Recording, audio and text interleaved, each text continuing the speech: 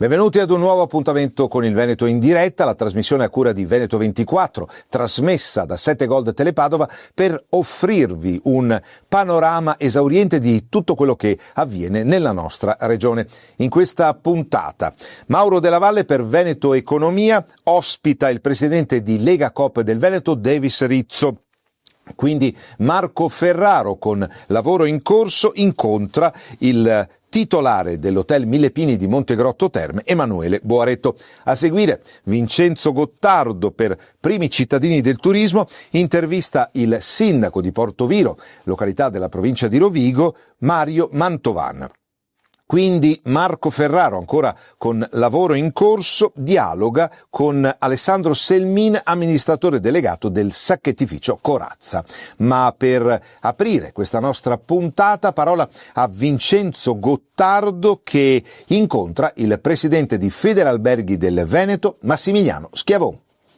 Benvenuti a questo nuovo appuntamento dell'intervista, la rubrica del Veneto in diretta. Siamo qui con Massimiliano Schiavon, presidente di Federalberghi Veneto. Presidente, benvenuto. Grazie a tutti voi. Entriamo nel vivo dell'estate, le giornate di oggi ce lo confermano e dai dati del turismo record del 2024, presidente, quale stagione estiva si prospetta per questo 2025? Ma certamente abbiamo avuto un inizio non facile ancora nel trascorso mese di maggio, in cui le condizioni meteorologiche non sono state particolarmente favorevoli e quindi abbiamo avuto una partenza difficoltosa. Poi però abbiamo visto un ponte di giugno, per esempio, dove le nostre destinazioni della costa veneta sono state letteralmente prese d'assalto, con buoni anche segnali da parte della clientela che proveniva oltre confine, quindi anche dall'Austria, dalla Germania. Per noi era fondamentale capire questo, perché era un primo assaggio di una vacanza strutturata e di quello che poi si delinea nell'arco della stagione centrale, nei mesi più centrali, appunto quelli di luglio, quelli di agosto, e poi staremo a vedere quello di settembre, che è un mese altrettanto difficile in cui bisogna, come una barca a vela, no? Bisogna un po' manovrare di bolina e cercare di capire quali sono le tendenze, soprattutto dei vari mercati, che non sono solo quello tedesco e austriaco, che ripeto essere importantissimi, ma c'è anche un mercato dell'est che negli ultimi anni ha avuto tassi di crescita significativi, per cui vale la pena guardarli con sufficiente attenzione.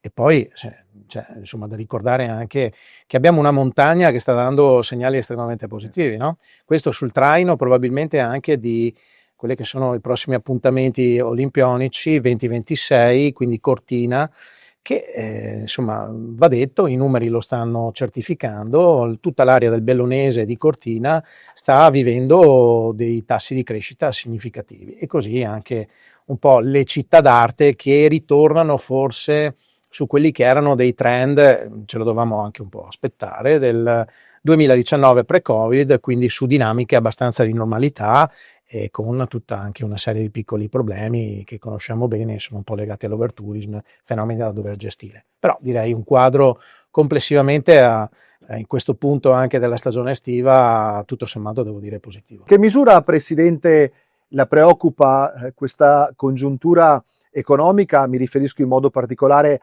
ai dazi, con dei riflessi inevitabili anche sul turismo del Veneto.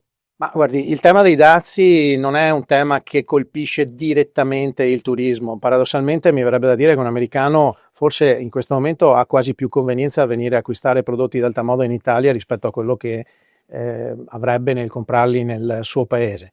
Però è chiaro che se questa situazione dovesse diciamo perdurare a lungo, sono condizioni che non fanno bene al nostro settore.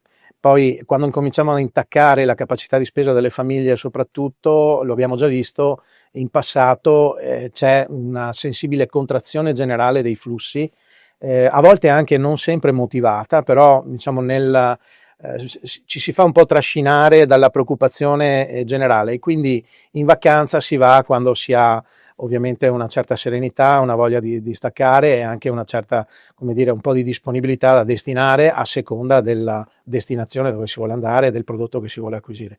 Quindi sul tema dazi io mi auguro che a breve si riuscirà poi a trovare un certo equilibrio che consenta alla gente insomma di di non essere, come dire, gravata o dai dazi o dalle guerre, che sono altri elementi che destabilizzano molto e che fanno mancare quote di mercato significative, insomma. Grazie al nostro ospite, grazie al presidente Massimiliano Schiavon di Federalberghi Veneto. Un augurio di una serena estate a tutti voi. Grazie a tutti voi, grazie.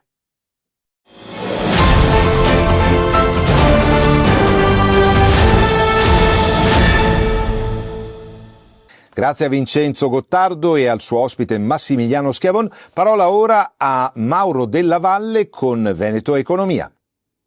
Benvenuti a questa edizione di Veneto Economia. Oggi abbiamo ospite Davis Rizzo, presidente Lega Coop del Veneto. Presidente, la vostra è una organizzazione antica della cooperazione italiana che affonda le proprie radici addirittura nella seconda metà dell'Ottocento. Ecco, cosa rimane del vostro DNA, di questi principi, possiamo chiamarli così, costituzionali? Di questi principi rimangono quelle che sono le caratteristiche principali della cooperazione, che appunto sopravvivono a così tanto tempo dalla nostra nascita, e che sono il principio della mutualità e del non profit come caratteristica principale delle imprese cooperative. L'impresa cooperativa non ha come scopo quello di dare un profitto alla fine dell'anno, come si ha nelle imprese di capitale privato, ma ha quello appunto di instaurare uno scambio mutualistico tra la cooperativa stessa e i soci che ne fanno parte. Ecco, quindi diciamo, contrariamente alle aziende private, non c'è una distribuzione degli utili? Assolutamente no. Gli utili delle cooperative vanno reinvestiti nelle cooperative stesse. Ecco, nell'ambito del mondo della cooperazione, voi quale spazio occupate, diciamo così? Ma noi occupiamo lo spazio che, come dire, in Veneto è derivante dal fatto che rappresentiamo più di 300 cooperative con un valore della produzione che si attesta all'incirca sui 2 miliardi di euro, e rappresentiamo quell'area, quello spazio all'interno del movimento cooperativo che un tempo era definito come quello della cooperazione rossa, se vogliamo usare terminologie oramai superate, e rappresentiamo soprattutto quell'insieme valoriale che ci contraddistingue da quasi 2 secoli di vita. Si è citato il settore sociale, che è larga parte della vostra rappresentanza per quanto riguarda le cooperative a voi associate. Il settore sociale è molto importante si espande in diversi settori, le case di riposo, gli asili nido e così via. Ecco, c'è un problema in questo momento che è rappresentato dal rinnovo del contratto. Qual è la situazione in particolare in Veneto, ovviamente? Sì, il problema che stiamo vivendo come settore sociale è un problema che non riguarda solo noi come operatori di questo comparto, ma che riguarda tutti i veneti. Perché? Nel corso del 2024 si è addivenuti al rinnovo del contratto collettivo nazionale del settore sociale e di conseguenza si sono visti aumentare i costi che le cooperative sociali devono sostenere per fare la loro attività, per svolgere la loro attività quotidiana, che, ribadisco e sottolineo, è un'attività assolutamente strategica. Le cooperative sociali gestiscono strutture fondamentali, gestiscono servizi per le fasce più deboli della società. Penso alle case di riposo, penso agli asili nido, penso ai centri diurni per invalidi. Quindi stiamo parlando di operatori sociosanitari? Parliamo di operatori sociosanitari, di OS e quant'altro. Era dovuto l'aumento e l'adeguamento delle retribuzioni di queste persone, che per il lavoro che fanno sono retribuite in maniera molto bassa rispetto appunto alla fatica che svolgono, e di conseguenza appunto i costi che devono sostenere le cooperative sono aumentate a seguito del rinnovo del contratto. Ora, il problema è derivante dal fatto che da parte della Regione non c'è stato il riconoscimento di questo incremento di costi. Il rischio è che le cooperative sociali si trovino di fronte a una situazione di squilibrio economico-finanziario, nel senso che, non riuscendo a coprire i costi aumentati, debbano in qualche maniera rinunciare a erogare quei servizi. Capite bene che questo è un rischio veramente fondamentale e di portata potenzialmente devastante per l'intera regione, per intere fasce di popolazione che sono appunto le fasce di persone più deboli e più fragili. Allora speriamo davvero che questo non succeda, visto l'ampio spettro di cittadini che sono coinvolti, ma anche di lavoratori naturalmente e di soci delle cooperative. Ringraziamo naturalmente Davis Rizzo, presidente Lega Coop del Veneto, per la sua presenza oggi, e a tra poco con Veneto in diretta.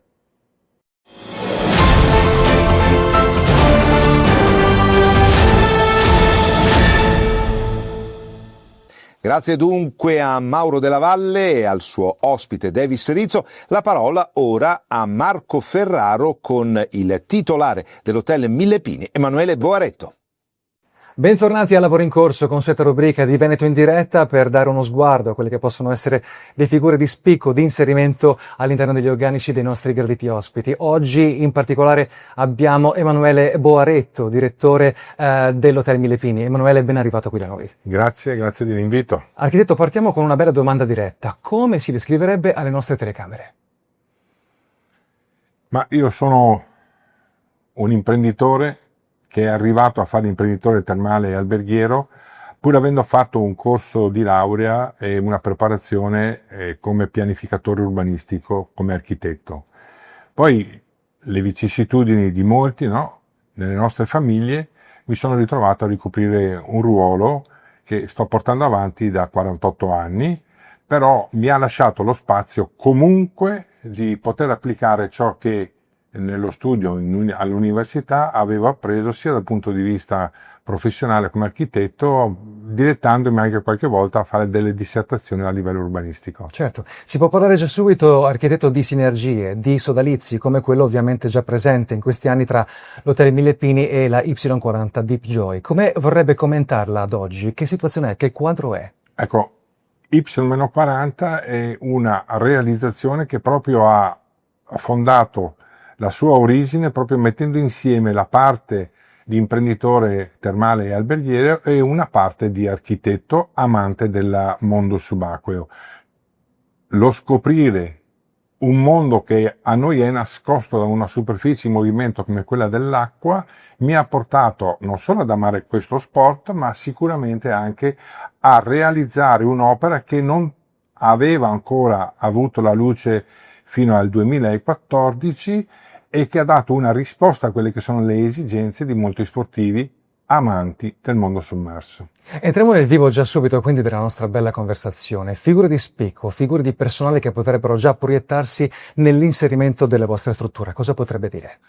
Ma essenzialmente dobbiamo dividere la risposta in due. Quella che le figure che trovano occupazione nell'ambiente e nell'ambito turistico e alberghiero e delle figure che trovano posto in questa nuova struttura che avrà presto una sorella F12 nel mondo della subacquea.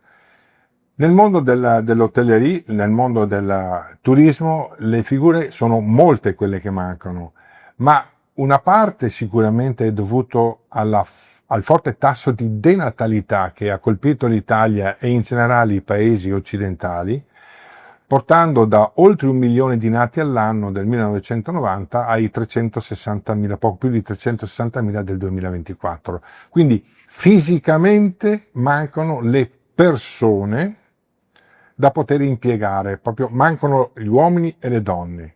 Poi c'è tutto un discorso culturale. Abbiamo sempre più cresciuto nelle giovani generazioni un atteggiamento verso il prossimo solo attraverso i device, cioè il contatto con le persone, il piacere del dialogo, del confronto, dell'incontro, l'amorevolezza che si può trovare quando si discute con altre realtà regionali o altre realtà nazionali. Ecco, tutto questo è venuto meno e abbiamo sposato un modo di rapportarci con il prossimo sempre più asettico, sempre più sintetico, e questo naturalmente allontana e può allontanare la passione verso un mondo, quello dell'hotellerie, quello del turismo, dove c'è il rapporto tra le persone, tra il primo e principale punto a cui fare riferimento. Ecco. Dall'altro canto, quello della X-40 del mondo della subacquea, effettivamente il riscontro è sicuramente migliore, perché è uno sport, quando si lavora si fa anche sport, e quindi diciamo forse pesa meno questo tipo di attività. Però mancano anche in questo campo delle figure, ma mancano in tutto il Veneto. Vi faccio un esempio: gli assistenti ai bagnanti, i chiamati così i bagnini, in tutto il Veneto ne mancano centinaia e centinaia, ed effettivamente questo sta rappresentando un problema per quanto riguarda l'offerta dei servizi che noi vogliamo dare ai turisti e agli ospiti che vengono sempre numerosi nella nostra regione. E per il momento è tutto, con lavoro in corso ci vediamo al prossimo appuntamento.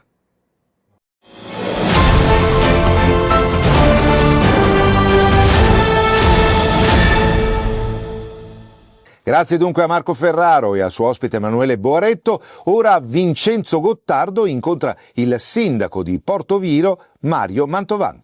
Benvenuti e ben ritrovati a una nuova puntata di Primi Cittadini per il Turismo. Siamo a Veneto in diretta. Oggi è un grande piacere ospitare e intervistare il sindaco del comune di Portoviro, Mario Mantovan. Sindaco, benvenuto. Grazie per il benvenuto e ringrazio anche i telespettatori che ti stanno ascoltando. Un grande privilegio, sindaco, oggi ospitarla nei nostri studi. Lei è un sindaco neoeletto appena il 26 maggio, e quindi questa è quasi un'intervista esclusiva per parlare di un territorio a noi molto caro, ma insomma caro al Veneto e non solo, che è il Parco del Delta del Po. La città di Portoviro, oltre 13.000 abitanti, è una porta determinante, essenziale per questo luogo unico e straordinario. Quindi, sindaco, lei ad inizio mandato, quali sono le sue linee guida, le sue direttive per curare e proteggere il comune, la città di Portoviro? Come hai detto tu, Portoviro si trova proprio al centro del Parco del Delta del Po, anzi c'è stata una bella definizione negli anni passati, amministratori, siamo il cuore del Parco del Delta del Po, perché ci troviamo proprio al centro. Portoviro è un'isola, è praticamente un'isola, perché a nord c'è il Po di Levante, a sud c'è il Po di Venezia, ad est abbiamo il mare Adriatico.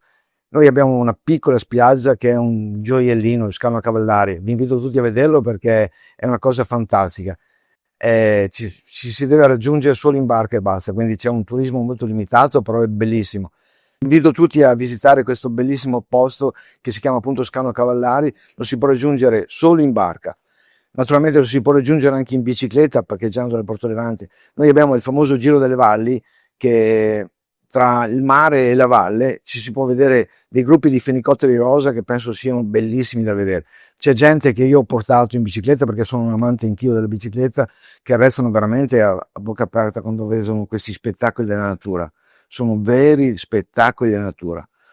Sindaco, ci sono due temi, due argomenti che si affiancano alla descrizione bellissima, appassionata che ha fatto lei del Parco del Delta del Po, e che però un po' frenano questa visione da favola. Uno è il tema della fragilità di questo territorio, e l'altro è il tema dei giovani, lo spopolamento delle generazioni più giovani, che sicuramente amano questo territorio perché qui vi sono nati, ma costruiscono il loro futuro altrove. Partiamo, sindaco, dal tema della fragilità. Quali sono le principali minacce per questo territorio, e quindi quali sono le sfide da affrontare, e lei come primo cittadino, come sindaco della città di Portoviro, ha già sicuramente messo in azione? Come hai detto tu, è veramente un territorio unico e molto fragile.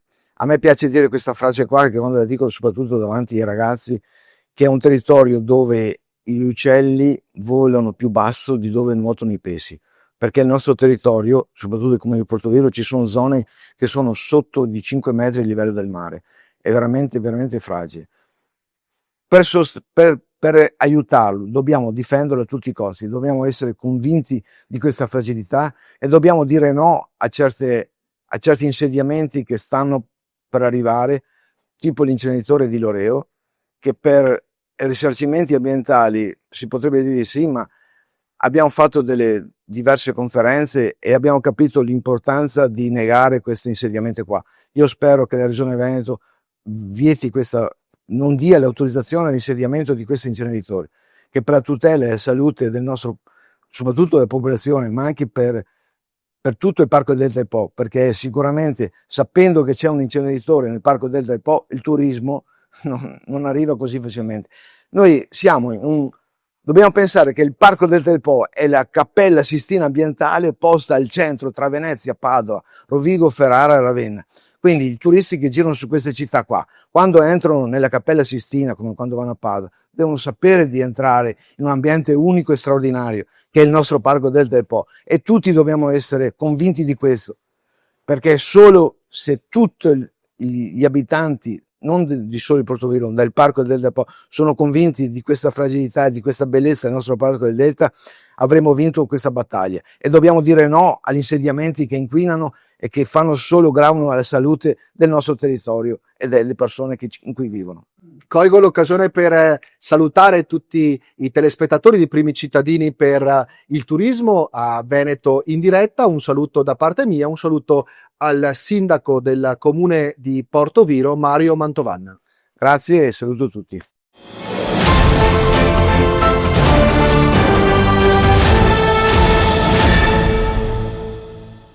Grazie anche dunque a Vincenzo Gottardo e al neoeletto sindaco di Portoviro, Mario Mantovan. Ora per concludere nuovamente Marco Ferraro con Alessandro Selmine, che è l'amministratore delegato del sacchettificio Corazza. Bentornati di nuovo a Lavoro in Corso, la consueta rubrica di Veneto in diretta, qui per abbracciare i nostri ospiti in funzione di quello che è la ricerca del personale in previsione del futuro. Oggi abbiamo come ospite Alessandro Selvin, direttore generale del sacchettificio nazionale G Corazza. Alessandro, ben arrivato qui da noi. Grazie mille. Partiamo con questo gioco, ma lo facciamo senz'altro anche in previsione di quello che è una presentazione. Come si descriverebbe alle nostre telecamere? Sono Alessandro Selmin, sono il direttore generale del sacchettificio nazionale Corazza, un'azienda super storica del territorio, locazione è Ponte San Nicolò e da quest'anno da 100 anni, ben 100 anni. Quindi abbiamo un importante anniversario che ricorda quella che è tutta la storia del sacchettificio, azienda di manifattura, quindi di produzione da sempre, per la produzione all'inizio di sacchi in tela di cotone bianco, e quindi storicamente è un prodotto un po' particolare destinato ad alimenti per il food, quindi per l'alimentazione umana, che poi negli anni si è sempre evoluta, cercando di cavalcare quella che erano i trend e le modifiche nel mondo del packaging, fino alla produzione di oggigiorno sacchi di carta industriali e sacchi di plastica, quindi imballaggi flessibili sempre per altre aziende, quindi industriali. Alessandro, puntiamo già subito il dito quindi su quello che è l'aspetto, su quello che è la facciata già da tenere a mente, cioè la presenza di questa potenziale ricerca. Figure disponibili, cosa può dirmi? Ma allora provate a immaginare, ho detto manifattura, o quindi produzione, la prima cosa che viene in mente è una fabbrica. Ecco, a me il termine fabbrica non piace, quindi il termine stabilimento di produzione è il termine corretto. Parliamo di uno stabilimento di produzione con macchine tecnologicamente molto avanzate, quindi macchine computerizzate, macchine complesse, e siamo sempre alla ricerca di operatori specializzati. Attenzione, operatori specializzati per la produzione, per lavorare in uno stabilimento all'avanguardia, non significa che stiamo cercando persone già formate.